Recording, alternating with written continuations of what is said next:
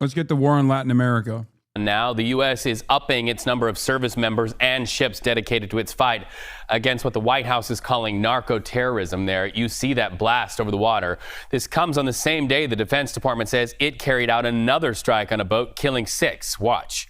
It's right there. This brings, by the way, as we look at this unclassified video, that explosion there in the water and then the aftermath, the total number of strikes on alleged drug boats to 10. So let's talk to CBS News national security correspondent Charlie D'Agata. Charlie, you said, as did Pete Hegseth, that we could see these once a day. What are the details from the Pentagon on stepping up their presence by today? You know, Reed, this is huge. This is a really, really big announcement that the Pentagon made just a few minutes ago. It came from Chief Spokesman Sean Parnell. It says he's moving the world's largest aircraft carrier, in fact, the world's largest warship, and it's a carrier strike group, so there'll be a number of destroyers that will be headed to that region. It's just announced it's going to go from the Med to the Caribbean. But just look at the list that I've got here of the destroyers that are already there. You've got 1, 2, 3, 4 destroyers, a missile cruiser. For the Charlie is asking, are we just bombing random ships? Yes.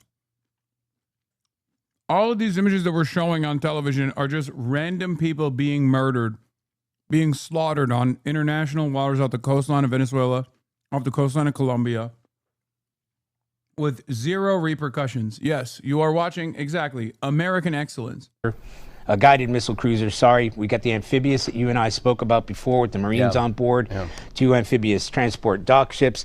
So I'm on to the Navy trying to get an idea of whether or not they're going to bulk that up or whether they're going to be rotating some of those destroyers out with the idea that the Ford goes in there. But we have to frame this. This is putting a carrier into that neighborhood, that area of responsibility with against the stated mission, which is drug interdiction, is absolutely unheard of, aside from unprecedented. I can't remember the last time a carrier was in that region for any good reason other than sort of transporting in or out of it. So this is a major step forward. And you know, my good friend David Martin.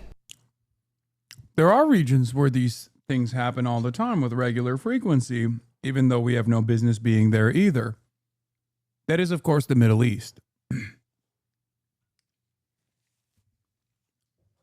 I think we're moving into the next phase of American fascism, where we are going to treat the demographic and ethnic makeup of Latin America, black and brown people, Latino people broadly, as the next Muslims post 9/11.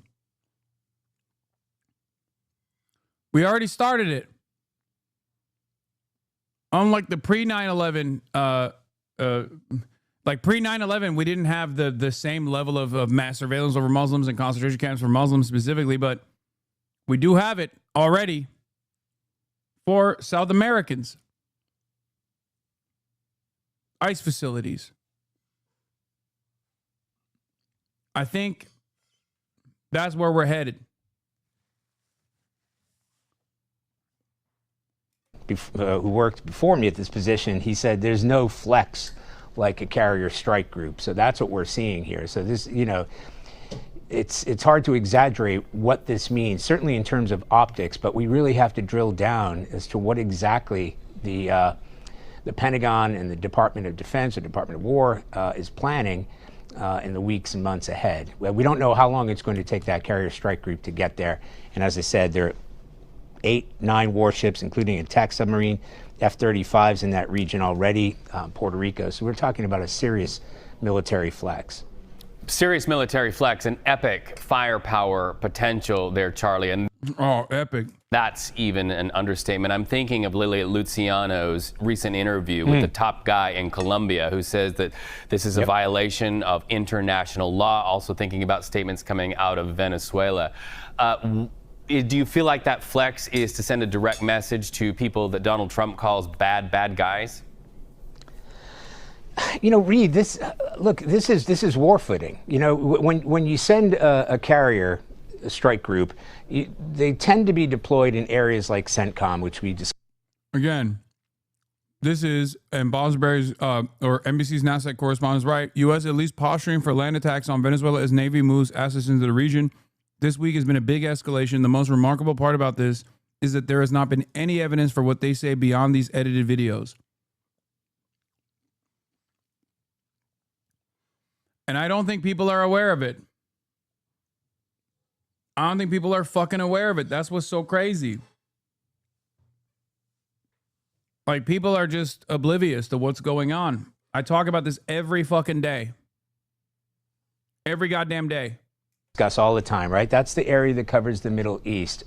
There's almost always a carrier strike group in Indo-PACOM, the Indo-Pacific region, because of China, and it's also a huge area to have responsibility for. So it's not just that you're sending a carrier strike group, but it's what comes with it. And there'll be F-18s on there. There are already F-35s, fighter jets. And as you mentioned, the latest strike, that happened, it was announced this morning from Defense Secretary Pete Hegseth, targeting Tren de Aragua. Individuals, suspected anyway, 6 male narco terrorists were killed, according to the statement. And this is happening once or twice a day now. So, again, in my recent memory, I've never heard of a carrier strike group deployed in a drug interdiction mission. Enormous. And we thank you so much for breaking that news right here on CBS News 24/7. Charlie D'Agata, as always, good to see you. Breaking news now. The U.S. carried out another strike on an alleged drug smuggling boat overnight. The Pentagon says 6 people were killed. Colombian President Gustavo Petro spoke exclusively to Lilia Luciano about the strikes. Amid President Trump's fight against drug trafficking, it's a war of words that's been brewing with Colombian President Gustavo Petro. Are you ready to lower the rhetoric to perhaps find some diplomatic way of stopping these attacks? Lower the rhetoric. You have been insulted. Lower the rhetoric.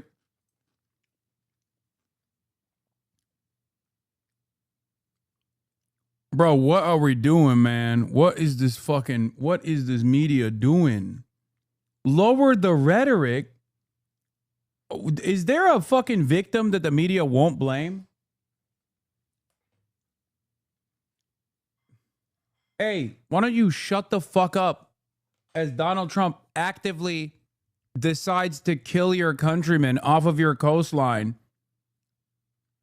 Don't you feel like you have a share of responsibility here? That's amazing. Barry Weiss ownership over CBS. Petro's obviously very anti-Israel. Donald Trump is punishing.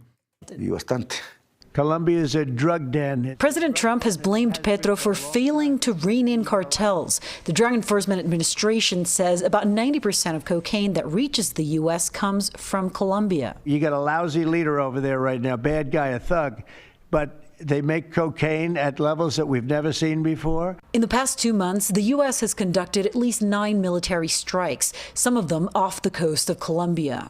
Does the U.S. tell you? Ni siquiera sabemos dónde. You don't know where it happened. You don't know what kind of attacks these were. Do you know if they were drones or if it was aircraft? Nada, no sabemos si llevaban cocaína. The White House said the strikes were on terrorist organizations and that they happened in international waters. A ver. Crímenes de guerra. Launching missiles over 2 people in a small boat is a war crime, says Petro. 37 people have been killed so far in the operations.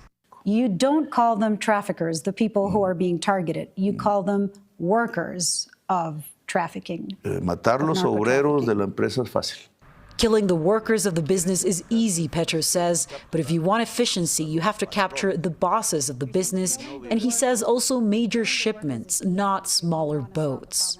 This week, President Trump said his war on drugs could soon move from water to land.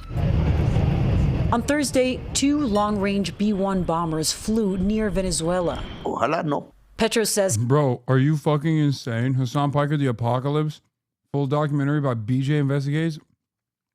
Why the fuck would I watch a video that's premiering on me?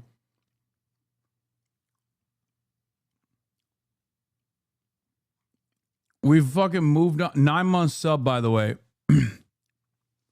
We've moved on from videos like hate farm videos and drama slop that comes out And then dumb fuck chatters come in here and they're like, you have to watch this to, brother, they're premiering it.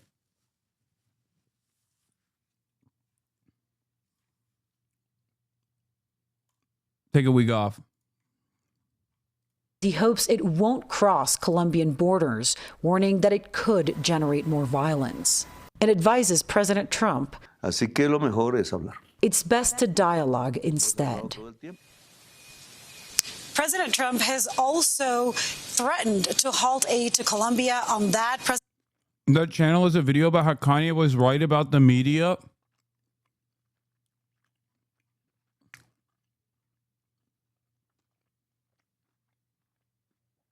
At first, I thought I was being a little too ruthless with the week off. Now I feel like I've saved him from being permanently banned.